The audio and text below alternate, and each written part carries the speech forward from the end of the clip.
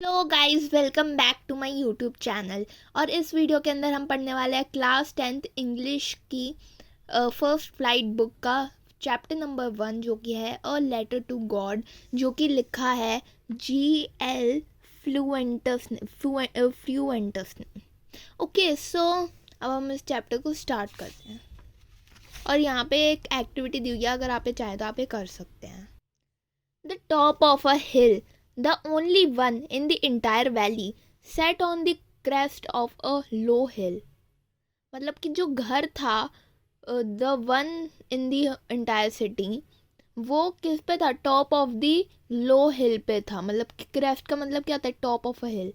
From this height one could see the river and the field of ripe corn dotted with the flowers that always promised a good harvest. मतलब कि इतनी height से कोई river को देख सकता है और फील्ड जो कि पके हुए कॉर्न की है, जिस पे फ्लावर्स लगे हुए हैं, उसको देख सकता है, जिसमें बहुत अच्छी खेती होती ही होती है। The only thing the earth needed was a downpour or at least a shower. मतलब कि जो अर्थ थी उसको एक बारी बारिश की जरूरत थी। Through out the morning Lencho, who knew his fields intimately, had done nothing else but see the sky towards the northeast. मतलब कि जो लेंचो था वो आता है और वो अपनी फील्ड्स को देखता है, उसको पता होता है ना कुछ भी नहीं उग रहा है, लेकिन वो नॉर्थ ईस्ट की तरफ देखता है। Now we are really going, sorry, now we are really going to get some water, woman. The woman who was preparing supper replied, yes, God willing. The older boys were working in the field, while the smaller ones were playing near the house until the woman called to them all, come for dinner. It was during the meal that just that जो बड़े बच्चे थे वो तो खेत के अंदर work कर रहे थे, और जो छोटे थे वो वहीं पे आसपास, घर के आसपास खेल रहे थे। जब तक जो औरत थी उसने उसको खाने के लिए नहीं बुलाया था। Lencho had predicted big drops of rain began to fall. In the northeast, huge mountains of clouds could be seen approaching. The air was fresh and sweet. The man went out for no reason that to have the pleasure of feeling the rain on his body. And when he returned, he exclaimed, there aren't raindrops falling from the sky. They are new coins. The big drops are 10 cent pieces and little ones are fives. मतलब Lencho ने ये predict किया था, big drops of rain begin to fall, मतलब जब बड़ी जो drops थी रेन की वो आने लग गई थी, तो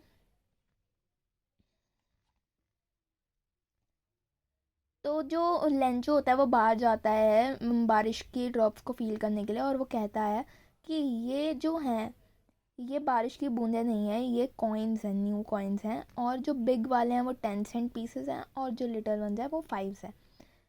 with with a satisfied expression, he regarded the field of ripe corn with its flowers draped in a curtain of rain.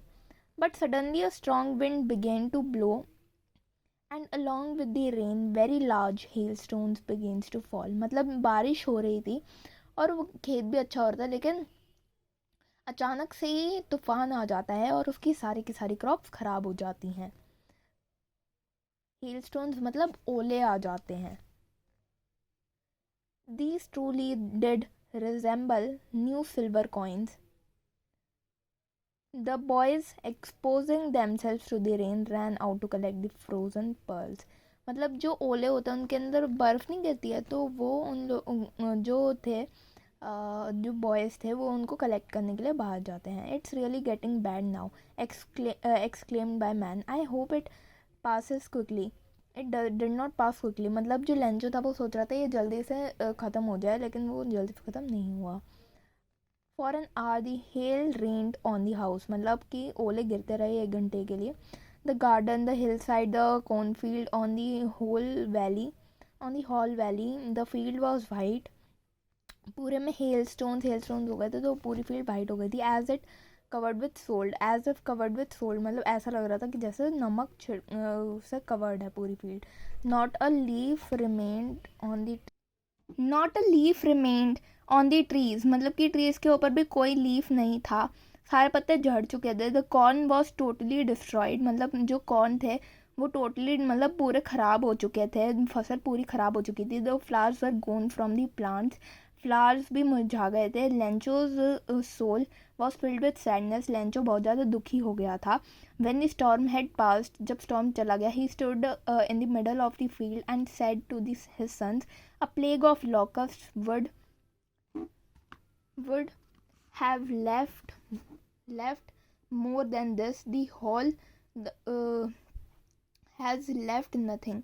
मतलब कि वो कह रहा था कि अपने बेटों से, मतलब अपने सन से, कि जो फसल खाने वाले जो कीड़े होते हैं वो भी इससे ज़्यादा फसल छोड़ देते हैं, जबकि इस हेलस्टोन्स ने तो कुछ भी नहीं छोड़ा. This years we will have no corn, हमें कोई भी कॉर्न नहीं होंगे. That night was a sorrowful night, मतलब वो एक दुख भरी रात थी. All our work for nothing, मतलब कि हमारी सारी मेहनत पानी में गई. There is no one who can help us, यहाँ पे कोई भी नहीं है जो हमारी मदद करे. We'll all go hungry this year, हम सबको इस साल भूखा ही रहना पड़ेगा. But in the hearts but in the hearts of all who lived in that solitary house in the middle of the valley, there was a single hope, help from God, मतलब कि सबके दिलों में सिर्फ एक ही चाहती कि हम हेल्प ले सकते हैं गॉड से. डोंट बी सो अपसेट, इतने दुखी मत हो. Even though this seems like total loss, मतलब हमें लग रहा है कि सारा नुकसान हो गया. Remember, no one dies of hunger, कोई भूखमरी से नहीं मरता. That's what they say, no one dies of hunger.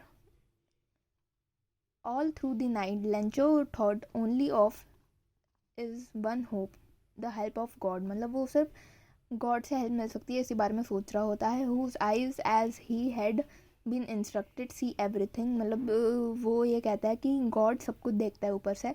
even but is keep in one's conscience. Lencho was an ox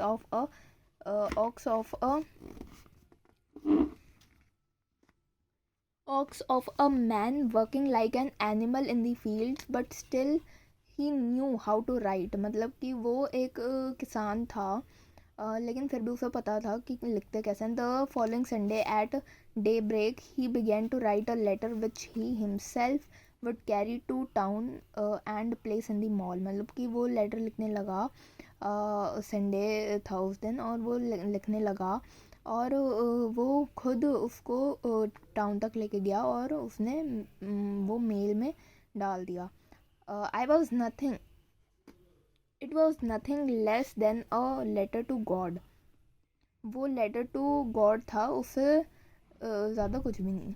God he wrote, if you don't help me my family and I will go hungry this year. अगर तुम उनको, वो कहते हैं God, अगर तुम हमारी मदद नहीं करोगे तो मैं और मेरी परिवार भूखे ही मर जाएंगे इस साल. I need 100 pesos in order to sow my field again and to live until the crop comes. मतलब कि मुझे 100 pesos की ज़रूरत है जब तक कि मेरी फील्ड में फिर से फसल नहीं आ जाती. और मतलब मुझे अपनी फील्ड में फिर से फसल लगाने के लिए 100 pesos चाहिए. और जब तक कोई फसल नहीं उग जाती तब तक हेल स्टॉर्म से जो लॉस हुआ है उसका सामना करने के लिए मुझे 100 pesos चाहिए. He wrote to God on the envelope, put the letter inside and still troubled went to town. मतलब कि उसने लेटर एनवेलप पे लिखा और उसने लेटर फिर अंदर डाल दिया और फिर उसके बाद टाउन चला गया. At the post office he placed a stamp on the letter, मतलब कि उसने एक स्टैम्प लगाई and dropped into the mail box में डाल दिया. One of the employees who was a postman and so helped at the post office went to his boss laughing heartily and showed him the letter to God. Even in this career as a postman, had he known that address, the postmaster a fat amiable. मतलब कि जो post office में postman था वो बहुत ज़्यादा हंसते हुए उसने जैसे पोस्ट ऑफिस के उसको दिखाया वो लेटर, और वो बहुत ज़्यादा हंस रहा था। जो पोस्ट मास्टर था वो एक मोटा, फ्रेंडली नेचर का, मतलब कि एमिएबल का नेचर का था। ऑल्सो ब्रोक आउट लाफिंग, उसको भी हंसी आ गई। But almost immediately he turned serious, मतलब फिर वो अचानक से सीरियस हो गया। And tapping the letter on his desk, मतलब कि commented, what faith, I wish I had the faith of the man who wrote this letter, starting up a correspondence with God. मतलब वो कह रहा कि वो तारीफ़ कर रहा था कि वाह क्या विश्वास है उसका गॉड के ऊपर। और फिर so in order not to shake the writer's faith in God, मतलब कि जो पोस्ट मास्टर था वो उसका फेथ हिलने नहीं देना चाहता था, डगमगाने नहीं देना चाहता था। The post master came up with an idea, वो एक आइडिया सोचता है, आंसर द लेटर, वो उसको आंसर करने की सोचता है। But when he opened it, it was evident that to answer it he needed something more than goodwill, मतलब उसको गुडविल से कुछ ज़्यादा ही चाहिए, ink and paper. But he stuck to his resolution, मतलब कि वो अपने वादे में फंस जाता है। उसने वादा कर दिया था कि मैं उसको आंसर करूँगा, और वो उसमें फंस जाता है। He ask for money from his employees, उसने एम्प्लॉयज़ से पैसों के लिए मांगा। He himself gave part of his salary, उसने सैलरी का पार्ट दिया।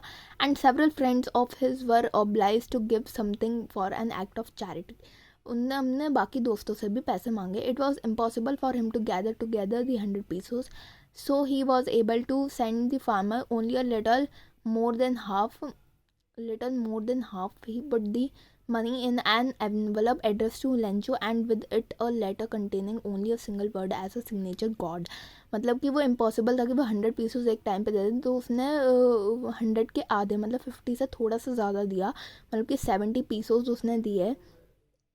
उसने उस मनी को एनवेलप में डाला और एड्रेस विद लेटर, और उसने सिग्नेचर की जगह गॉड लिख दिया था।